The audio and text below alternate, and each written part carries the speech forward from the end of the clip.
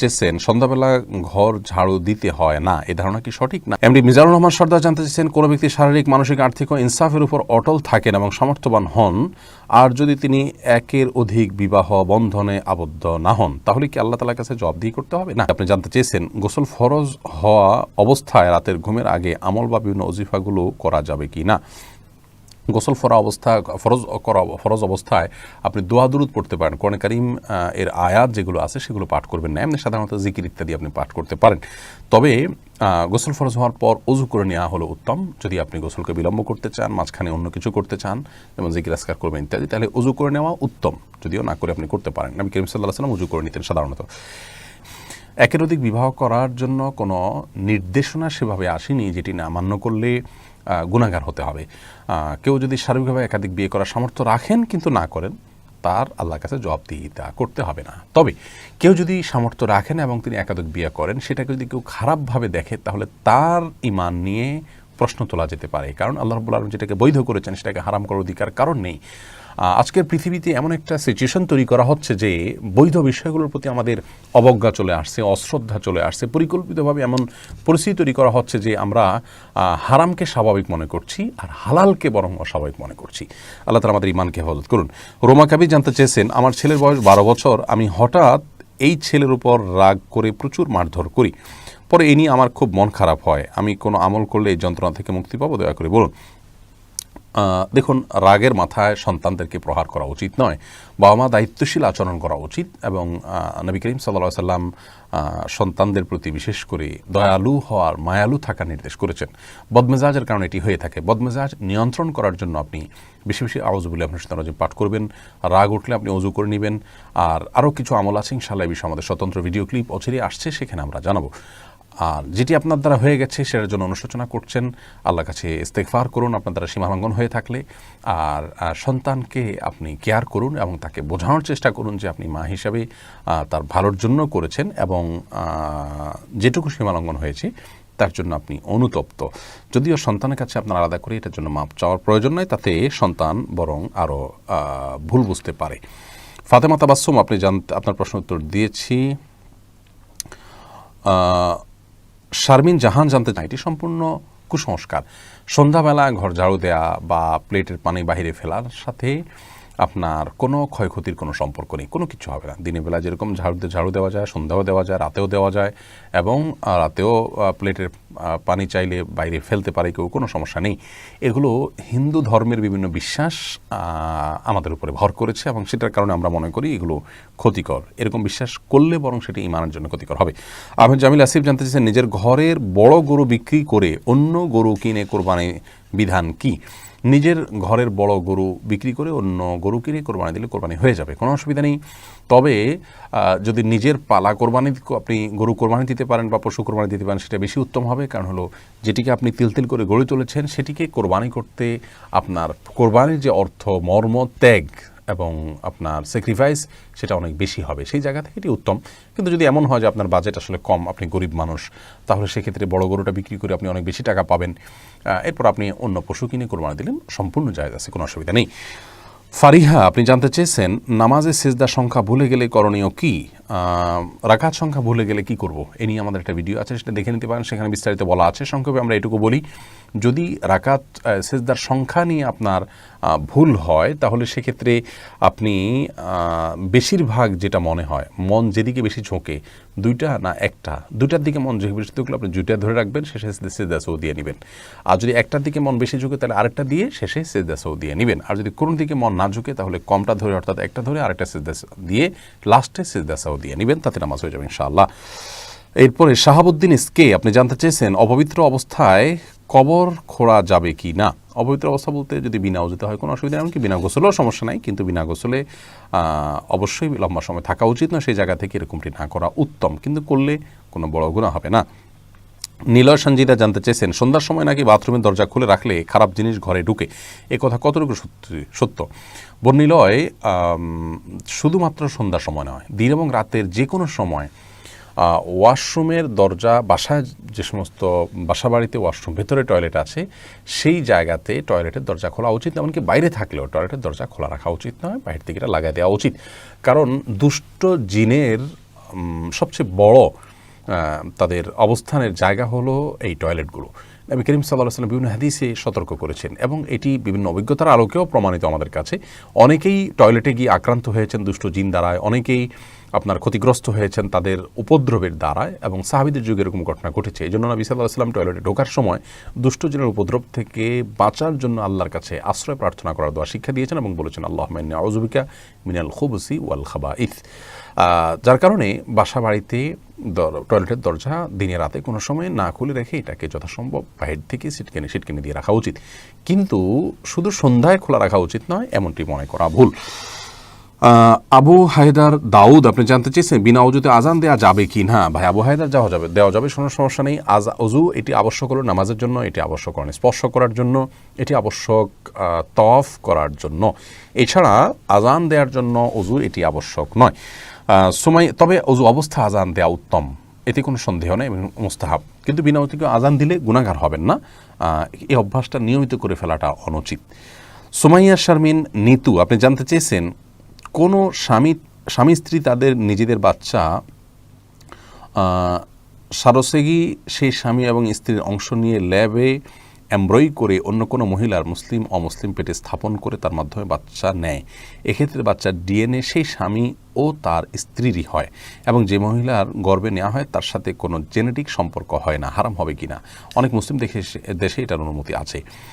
বোন, এই বিষয় নিয়ে আমার ব্যক্তিগতভাবে খুব বেশি জানাশোনা নেই। টেস্ট টিউব বেবি নিয়ে আমাদের জানাশোনার পরিমাণ খুবই কম, যার কারণে আপনার এই প্রশ্নের আমি আজকে উত্তর দিচ্ছি না, স্কিপ করছি। তবে মৌলিকভাবে একটা নির্দেশনা আপনাকে আমি দিচ্ছি, সেটি হলো এই ধরনের বিষয়গুলোতে যথাসম্ভব আপনি এই পদ্ধতিগুলোকে অ্যাভয়েড করার যদি কোনো ওয়ে থাকে তাহলে সেটাতে যাওয়া উচিত। অনেকে আজকাল নিজেরা প্রেশার নিতে চান না, নিজেরা ঝামেলা থেকে বাঁচার জন্য এই পদ্ধতি অবলম্বন করেন। আল্লাহ মাফ করুক, এমনটি যদি করেন তাহলে সেটি জায়েজ হওয়ার কোনো কারণ থাকতে পারে না। আর যদি এমন হয় যে নিজেদের সন্তান হয় না, কোনো কারণে হয়তো স্ত্রীর গর্ভে সন্তান ধারণ করার মতো নয়, সেই জায়গা থেকে এটি করছেন, সেটি জায়েজ হবে কি না এ বিষয়ে আপনি অন্য কোনো স্কলারের কাছ থেকে জেনে নেবেন, অথবা আমরা পরবর্তীতে যদি সুযোগ পাই ইনশাআল্লাহ বিদিনিল্লাহ বিষয়ে স্টাডি করি, গবেষণা করে আরও ভালো করে জেনে শুনে আপনাদেরকে জানাবো ইনশাআল্লাহ বিদিনিল্লাহ। এরপরে প্রশ্ন হলো এনার্জেটিক শান্ত আপনি জানতে চেয়েছেন মৃত মানুষের নামে কিছু বলা হলে সেটাও কি গীবত হবে? হ্যাঁ, জীবিত মানুষের মূলত গীবত হয়, কিন্তু কোনো মানুষ মারা গেছেন তারও যদি দুর্নাম করান তো সেটাও গুনাহ হবে। নবী করিম সাল্লাল্লাহু আলাইহি সাল্লাম নিষেধ করেছেন মৃত ব্যক্তির সমালোচনা করতে। তিনি বলেছেন মৃত ব্যক্তির তোমরা সমালোচনা করো না, কারণ তিনি তার কর্মের ফল পর্যন্ত পৌঁছে গেছেন। তিনি যদি ভুল কিছু করে থাকেন তাহলে তার পরিণামের মুখোমুখি তিনি হয়ে গেছেন, আপনি এখন কেন তার সমালোচনা করতে যাবেন?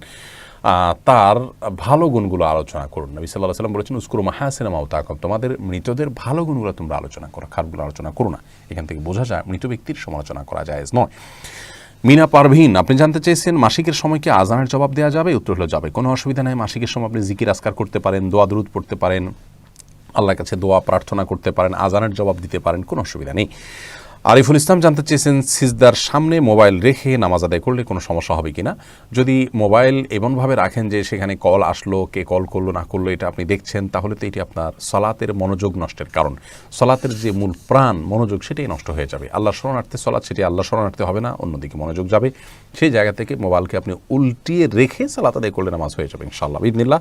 এমনকি আপনি যদি উল্টিয়ে না রেখে সালাত আদায় করেন, সালাত আপনার প্রথাগত পদ্ধতি অনুযায়ী হয়ে যাবে, কিন্তু এটির নিষ্প্রাণ সালাতের মতো হবে, অর্থাৎ এই সালাতের মনোযোগ নষ্টকারী হবে। সেই জায়গা থেকে মোবাইলকে আপনি উল্টা করে রেখে আপনি সালাত আদায় করা যেতে পারে।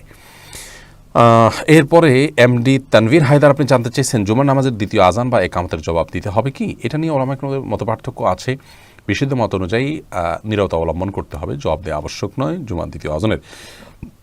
কাজিম হাসান আপনি জানতে চেয়েছেন মাজার সম্পর্কে আমাদের ধারণা কেমন হওয়া উচিত? অলিদেরকে উসিলা করে দোয়া করা কতটুকু জায়েজ? ভাই কাজিম হাসান,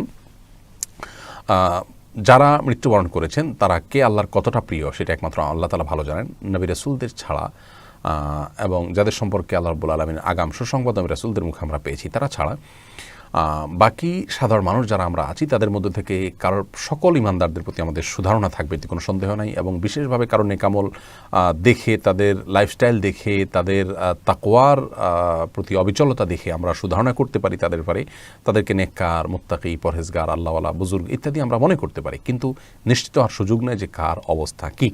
সেই জায়গা থেকে কোনো মানুষের কবরে তিনি খুব বড় কোনো পাওয়ার রাখেন এমনটি মনে করা শিরকপূর্ণ বিশ্বাস।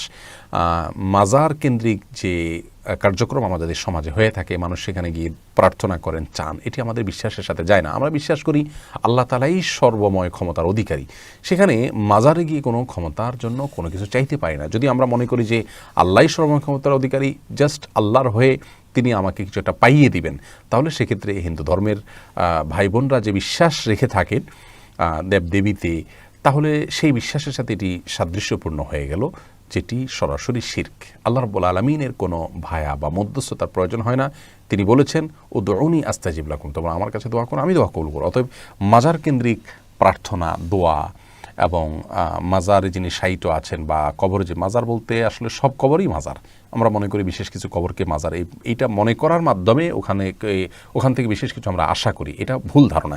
কোনো কবর থেকে বিশেষ কিছু আশা করার কোনো নির্দেশনা করা দিয়েছে আমাদেরকে দেয়নি। সকল আশা এবং ভরসা হবে শুধুমাত্র আল্লাহ তাআলার কাছে।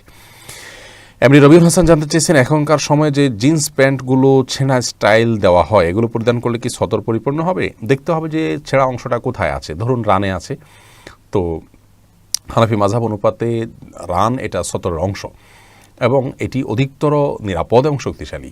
সেই জায়গা থেকে যদি রানের অংশে অথবা নিতম্বের অংশে যদি ছেঁড়া থাকে, আজকাল স্টাইলের জন্য ছেঁড়া হয়, সেখানে যদি ছেঁড়া থাকে এবং তার সে অংশ শরীর দেখা যায়, তাহলে সেটি অবশ্যই সতর ঢাকার জন্য যথেষ্ট হবে না। তার উপরে অন্য কিছু পরে তারপর সালাত আদায় করতে হবে এবং সতর মুক্ত রাখার দায়ে তিনি সর্বদা গুনাহগার হবেন অন্যদের সামনে। আর যদি এমন হয় যে নিচের দিকে হয়, সাধারণত প্যান্টে দেখা যায় যে নিচের দিকে পায়ের গোছা টোছা সব জায়গার দিকে হয়, তাহলে সেক্ষেত্রে এর কারণে তার সতর না ঢাকার অপরাধ হবে না, কারণ হলে এটি সতরার আওতার বাইরের অংশ। এরপরে ফাহমিদুল হাসান জয় জানতে চেয়েছেন, মানুষ মারা গেলে মসজিদের মাইকে মৃত্যুর সংবাদ ঘোষণা করা যাবে কিনা। এটা নিয়ে আমাদের উলামায়ে কেরাম নিষেধ করেন এবং তার যুক্তি হিসেবে তারা পেশ করে থাকেন যে আসলে মসজিদের মাইক দেওয়া হয়েছে আজানের জন্য, সলাতের জন্য, ইবাদতের জন্য। কারণ মৃত্যুর ঘোষণা এটা একান্ত জাগতিক একটি বিষয়, দুনিয়াবি একটি বিষয়, যেটি মসজিদের মাইকে করা উচিত নয়।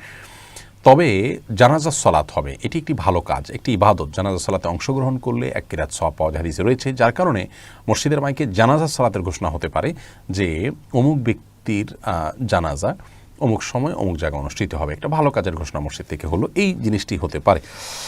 মোহাম্মদ তামিম আপনি জানতে চেয়েছেন, কোনো নাস্তিকের সাথে মিলে ব্যবসা করা কি জায়েজ হবে? কোনো নাস্তিকের সাথে মিলে ব্যবসা করাতে মৌলিকভাবে কোনো অসুবিধা নেই, আপনার ব্যবসা জায়েজ হবে সম্পূর্ণরূপে। কিন্তু